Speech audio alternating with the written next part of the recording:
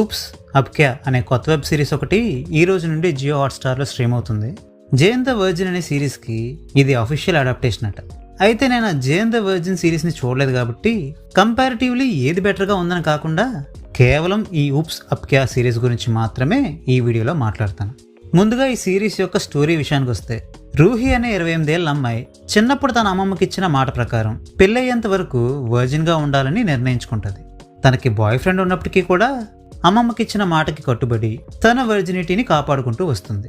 ఒకరోజు UTI ఇన్ఫెక్షన్కి treatment కోసం హాస్పిటల్కి వెళ్ళిన రూహికి తనని ట్రీట్ చేయడానికి వచ్చిన డాక్టర్ యొక్క అశ్రద్ధ కారణంగా రూహికి ఆర్టిఫిషియల్ ఇన్సెమినేషన్ జరగడం వల్ల రూహి ప్రెగ్నెంట్ అవుతుంది. మరి ఈ సిచ్యువేషన్ని రూహి అండ్ ఫ్యామిలీ ఎలా హ్యాండిల్ చేశారు, రూహి కడుపులో ఉన్న బేబీ తాలూకు బయోలాజికల్ పేరెంట్స్ రూహితో ఎలాంటి ఒప్పందాన్ని కుదుర్చుకున్నారు, దీనివల్ల రూహి లైఫ్లో ఎటువంటి మార్పులు వచ్చాయో తెలియాలంటే ఈ సిరీస్ని చూడాల్సిందే. వినడానికి ఇదొక రాంగ్ కమ్ స్టోరీలా అనిపించినా కూడా ఈ స్టోరీతో కనెక్ట్ అయ్యి ఆల్టర్నేటివ్గా ఈ సిరీస్లో ఒక సీరియస్ క్రైమ్ ఎలిమెంట్ కూడా రన్ అవుతూ ఉంటుంది. అండ్ ఫస్ట్ ఎపిసోడ్లోనే ఈ మొత్తం వ్యవహారాన్ని సెటప్ చేసి పెడతారు.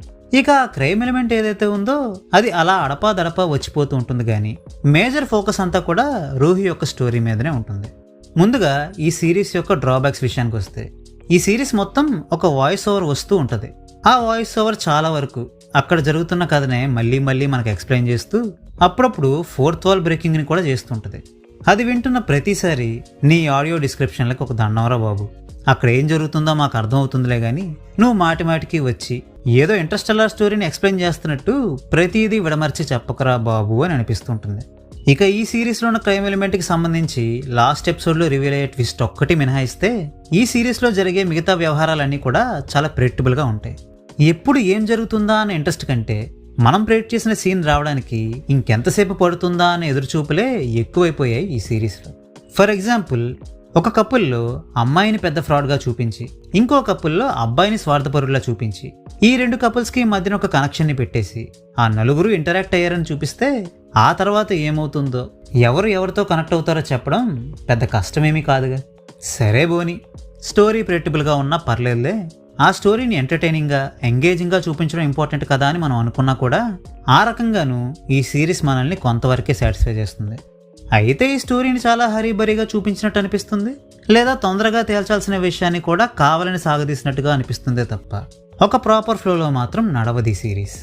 దానికి తోడు ఈ సిరీస్లో ఏదైతే క్రైమ్ ఎలిమెంట్ ఉంటుందో దానికి సంబంధించిన విషయాలన్నింటినీ చివరి వరకు అట్టిపెట్టి లాస్ట్ ఎపిసోడ్లో ఒకేసారి ఆదరాబాదరాగా క్రైమ్ ఎలిమెంట్ని రివీల్ చేస్తూ పోవడం వలన ఈ సిరీస్కి ఏమాత్రం సంబంధం లేని విషయాలన్నింటినీ తీసుకువచ్చి బలవంతంగా ఈ స్టోరీలోకి గుసాయిస్తున్నట్లుగా అనిపిస్తుంది.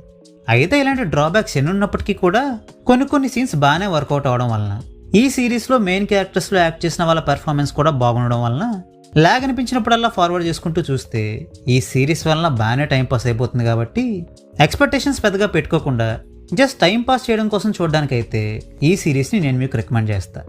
ఇక ఈ సిరీస్లో న్యూడిటీ గట్రా లేకపోయినా kissing scenes, double meaning dialogues లాంటివి అయితే ఉన్నాయి కనుక ఫ్యామిలీతో కలిసి ఈ సిరీస్ని చూడకపోవడమే better. So well, that's a wrap on this video. ఈ వీడియో మీకు నచ్చితే వీడియోని లైక్ చేయండి, మరిన్ని మూవీ రివ్యూస్ కోసం ఛానల్కి సబ్స్క్రైబ్ చేసుకోండి. We will meet you next video. Thanks for watching.